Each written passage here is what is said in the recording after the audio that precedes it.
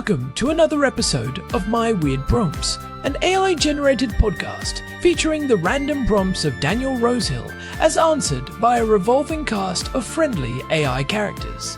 Join us for deep dives into AI, technology, and whatever other random thing Daniel finds fascinating today.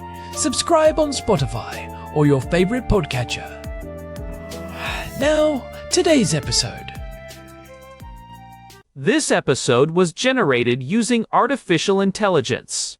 Please verify facts.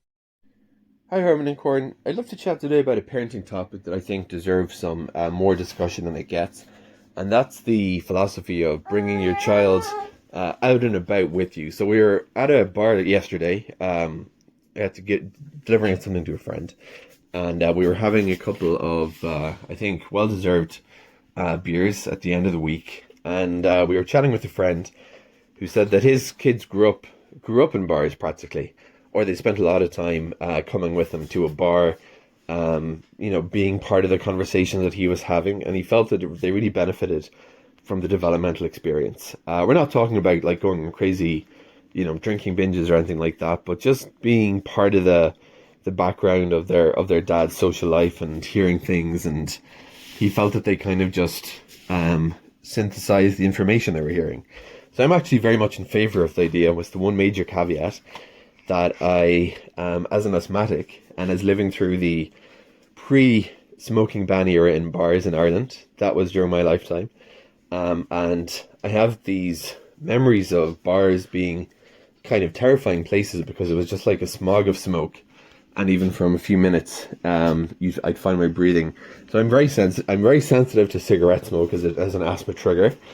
And maybe because I assume that it's genetic, I'm very protective of Ezra around secondhand smoke. So I don't feel comfortable if we're at a outdoor bar. And I would say that this should be a non-issue, except that unfortunately in Israel, we've talked about this as well, secondhand smoke exposure is very, very poor.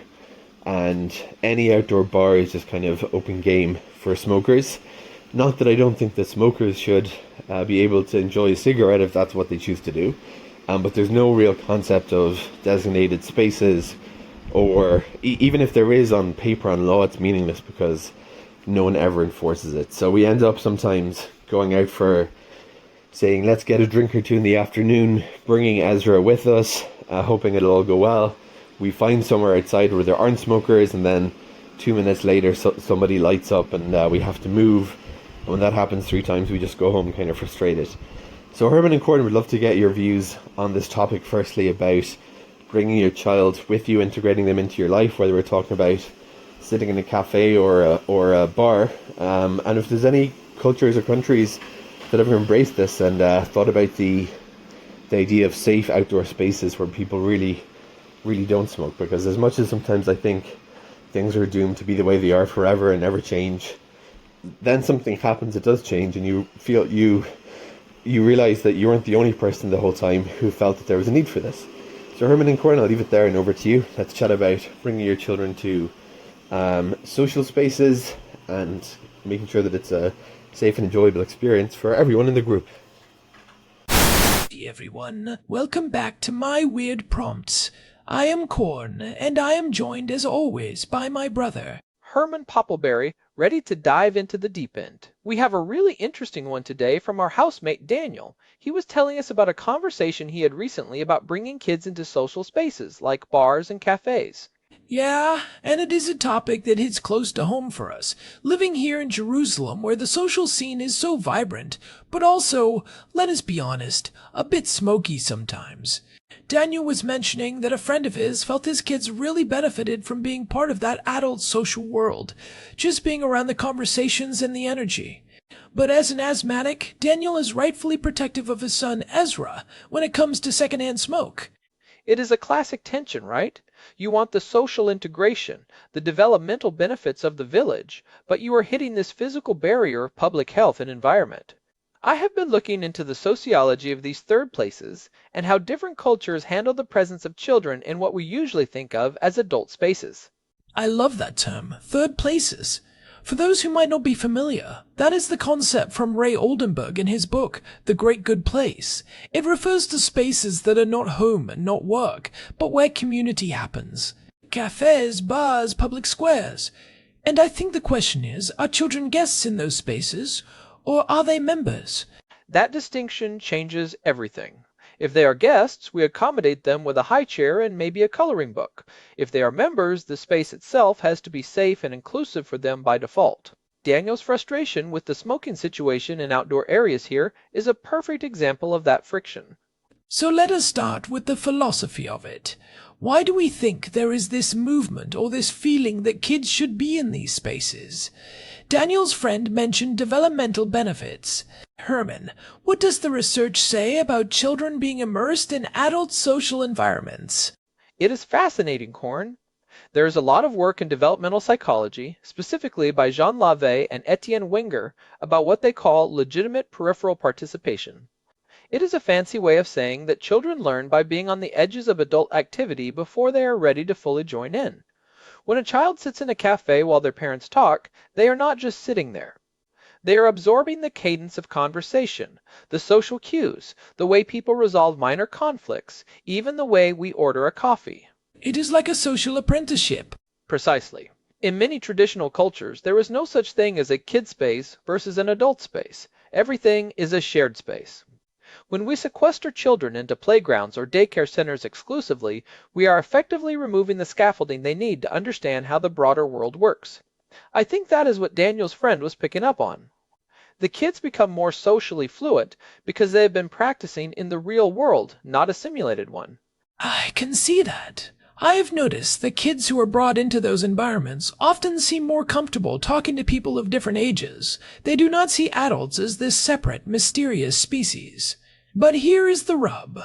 If the environment is literally harmful to their health, the developmental benefit is being traded for a physical cost. Daniel's point about secondhand smoke is huge, especially for someone with asthma. It is not just an annoyance. It is a medical trigger.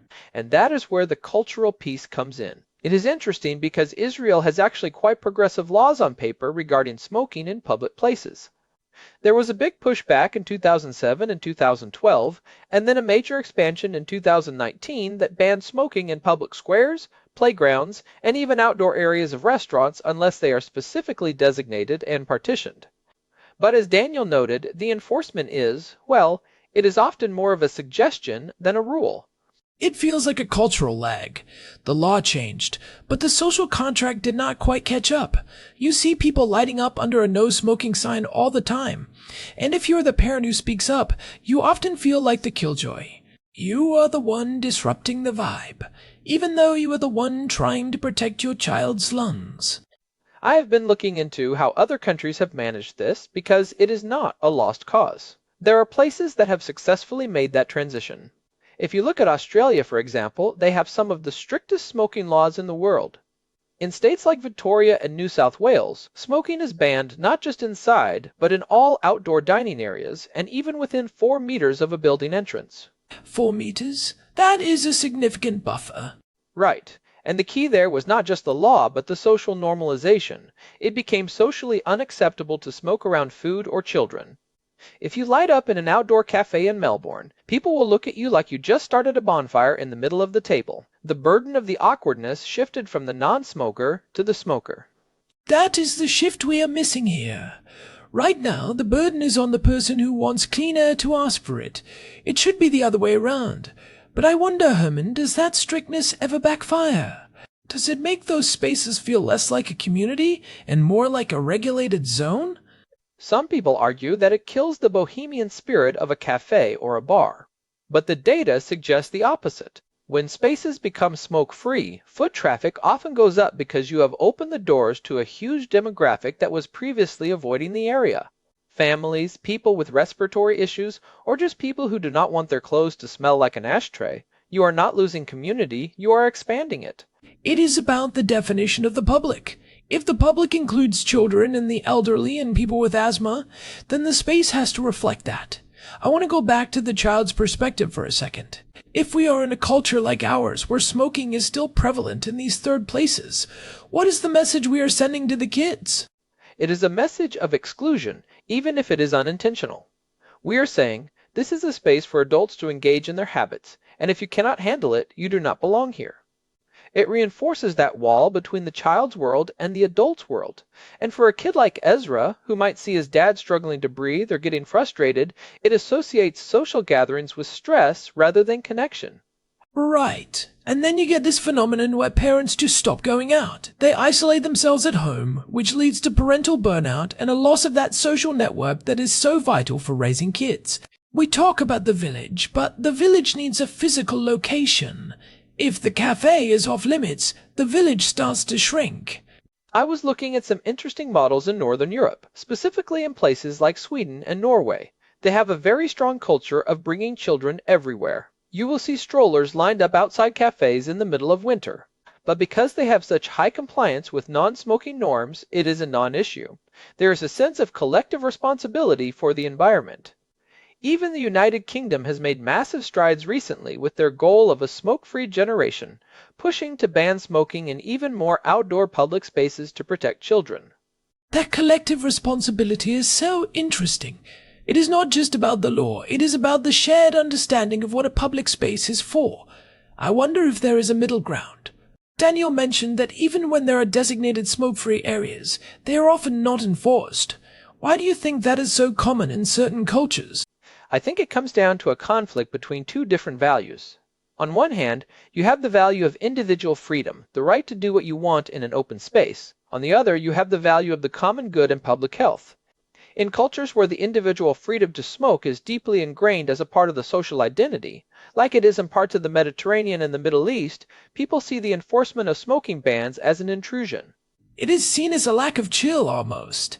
You've got it. Being chill is valued over being compliant. But the problem is that one person's chill is another person's asthma attack. I think we need to reframe it. It is not about being a rule follower, it is about hospitality. If a cafe wants to be a place of hospitality, it has to be hospitable to everyone. So, let us talk about the countries that are doing this well. You mentioned Australia and Scandinavia. What about North America? I know in many parts of the United States and Canada, smoking in public is almost entirely gone. Yeah, Canada is a great example. They have moved toward what they call smoke-free outdoor spaces in a very systematic way. In provinces like Ontario, the Smoke-Free Ontario Act makes it illegal to smoke on any restaurant or bar patio, period. No exceptions. And they have seen a massive shift in how these spaces are used. They have become much more multi-generational. You will see a group of friends having beers at one table and a family with a toddler at the next, and it does not feel like a conflict because the air is clear. And that is the dream, right? That seamless integration. I think about the developmental side again. When a child sees adults interacting in a healthy, respectful way in a public space, they are learning the blueprint for their own future social life. If that space is clouded by smoke and tension over rules, the lesson is different. There is also the health aspect that we cannot ignore.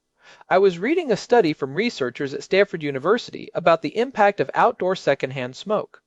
A lot of people think that because you are outside, the smoke just disappears. But the concentration of PM 2.5 particulates in a crowded outdoor seating area can actually be as high as it is in an indoor space where smoking is allowed, especially if you are within a few feet of the source. That is a huge misconception. People think the wind just takes it away. It doesn't. Especially if there is an awning, a patio umbrella, or if the tables are close together. For a child whose lungs are still developing and who has a faster respiratory rate, they are taking in more of those toxins per pound of body weight than an adult. So Daniel's instinct to be protective is backed by very solid science. This is not just about a bad smell, it is about physiological impact. So, if we are looking for a path forward, especially for people living in places where the culture hasn't shifted yet, what are the options? Do we just wait for the law to be enforced, or is there a way to advocate for these spaces? I think it starts with patronizing the places that do it right. There are a few cafes here in Jerusalem that have made a point of being family-friendly and strictly enforcing their no-smoking areas. We need to vote with our feet and our wallets. But there is also a role for community advocacy. If enough people tell a business owner, I would come here more often with my kids if I didn't have to worry about the smoke, that starts to change the economic calculation. It is about making the invisible demand visible. Business owners often only hear from the people who want to smoke. They do not hear from the families who are staying home because of the smoke. We need to bridge that information gap. And I think we can look to the concept of the family club that you see in places like the United Kingdom. Places like Maggie and Rose, or even modern family-friendly tap rooms, are specifically designed to be all ages. They have a bar, they have good food, they have a workspace, and they have a dedicated, safe area for kids. It is not a playground, it is a social club where children are treated as full members. That sounds like a great evolution of the third place. It is not just a bar that happens to allow kids. It is a space designed for the reality of modern life, where people have children and still want to have a social existence. That's right. And the air quality is a foundational part of that design. You cannot have a family-inclusive space that is full of smoke. It is a contradiction in terms. I think as more people work remotely and as the lines between work, home, and social life continue to blur, the demand for these high-quality, healthy third places is only going to grow. I hope so. I really feel for Daniel and other parents in his position. It is exhausting to have to be the smoke police every time you want to go out for a coffee. It turns a relaxing activity into a confrontation. It really does. But I am optimistic. If you look at the trajectory over the last 20 years, the global trend is clearly toward cleaner air and more inclusive public spaces. Even in places with a strong smoking culture, the younger generation is smoking less and valuing health more. The cultural shift is happening. It is just a matter of how fast we can push it. You know, Herman, I was thinking about the historical context of this. It is easy to forget that not that long ago people smoked on airplanes and in hospitals. We look back at that now and it seems insane. I think in another 20 years, we will look back at the idea of smoking in a crowded outdoor cafe next to a baby and think the same thing. I do too. We are in that awkward middle phase of a major cultural transition. It is the friction of the old world meeting the new world. And in the meantime, people like Daniel are the ones feeling that friction most acutely. So, what are the practical takeaways here? If you are a parent who wants to integrate your child into your social life, but you are dealing with a smoky environment, what do you do? First, do the research. Look for the outliers. Every city has a few places that are ahead of the curve. Support them. Second, do not be afraid to be the one who asks. Sometimes a polite request to a manager can lead to a change in how they handle their outdoor seating. They might not even realize it is a major deterrent for families. And third, maybe we can look at how we organize our own social lives. Instead of meeting at the traditional smoky bar, maybe we suggest a park or a cafe that we know has better air quality. We can lead the shift in our own social circles. Yes, we have the power to define the norms of our own groups. If we prioritize clean air and inclusion for the kids in our group, that influence ripples outward. I think about the developmental benefit again. If we can find those clean, safe spaces, the benefit to the kids is immense. Seeing their parents as whole people, with friends and interests and a place in the community, that is a powerful lesson in what it means to be a social being. It really is. It gives them a sense of belonging that goes beyond the nuclear family. They see themselves as part of a larger fabric, and that is the real goal of the village, isn't it? To show a child that there is a whole world out there that they are a part of. Well said, Herman. I think we have covered a lot of ground here, from the philosophy of legitimate peripheral participation to the specifics of smoking policy in Australia and Canada. It is a complex issue, but at its heart, it is about what kind of public life we want to build. Right. Do we want a public life that is exclusive and segmented, or one that is inclusive and healthy for everyone? I think the answer is clear, but the work of getting there is what we are in the middle of right now. I want to thank Daniel for sending this in. It is such a relatable struggle for so many people, especially here in Jerusalem, and it is a great reminder that our physical environment and our social philosophy are deeply linked. Definitely. If you have thoughts on this, or if you live in a city that has found a great way to balance social spaces with public health, we would love to hear from you. You can get in touch through our website at myweirdprompts.com. And, hey, if you've been enjoying the show, we would really appreciate it if you could leave us a review on your podcast app or on Spotify. It genuinely helps other people find the show and join the conversation. Yeah, it makes a big difference for us. This has been episode 608 of My Weird Prompts. Thanks for listening, everyone. We'll catch you in the next one. Goodbye. This episode was generated using Gemini Flash 3. Text-to-speech engine was Chatterbox Turbo. Thanks for listening to another episode of My Weird Prompts, an AI-generated podcast featuring Daniel Rosehill's AI prompts, as answered by a revolving cast of friendly AI characters including me, Cornelius the Sloth. Subscribe on Spotify or visit myweirdprompts.com.